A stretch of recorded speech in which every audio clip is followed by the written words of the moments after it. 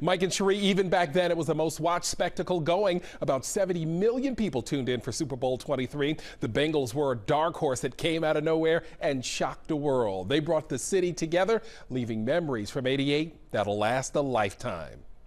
The bombing at Lockerbie was front page news and tested the world's faith. Bush 41 was in the White House. Stamps were 22 cents.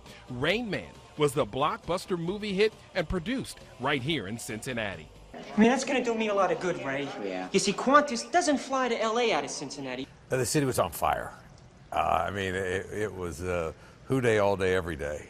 Here at home, check out the Inquirer. The Bengals were front page news, headed to the Super Bowl and taking the city of Cincinnati with them. Mayor Charlie Lukin was invited by Paul Brown himself to go along for the ride. These guys were outgoing to the community and you kind of felt a part of what was going on. The Icky Shuffle was all the rage, and the Bengals were the toast of the town. It was excitement at its highest point.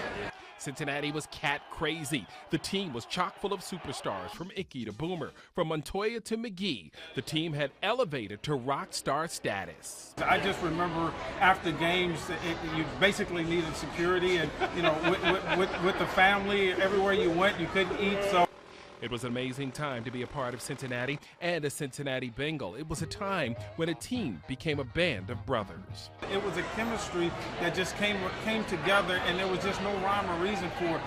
It was one of those magical times. When game time rolled around, the orange and black didn't disappoint. Look out!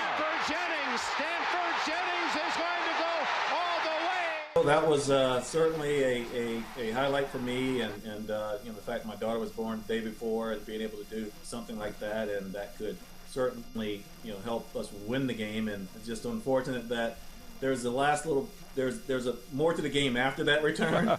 Jennings says things felt and looked good, but Montana would eventually work his magic. Ultimately, the Bengals would fall short of hoisting the trophy. Just 34 seconds separates this group of incredible warriors from Super Bowl immortality. Everything leading up to that, it was a magical ride. It was a special moment. It can't be duplicated. I don't care win, lose, or draw. It's for the fans. It's for the city, and I really would want the players today to really kind of experience that. Charlie Lukin told me his poll numbers at the time were through the roof, and he laughed that he really hadn't done much. But people felt so good about the team and the city, life was good. Now Stanford and Tim tell me that the team is still very close to this day, and they're all in constant communication with each other. In the time capsule on Throwback Thursday, Mark Hayes, WLWT News 5.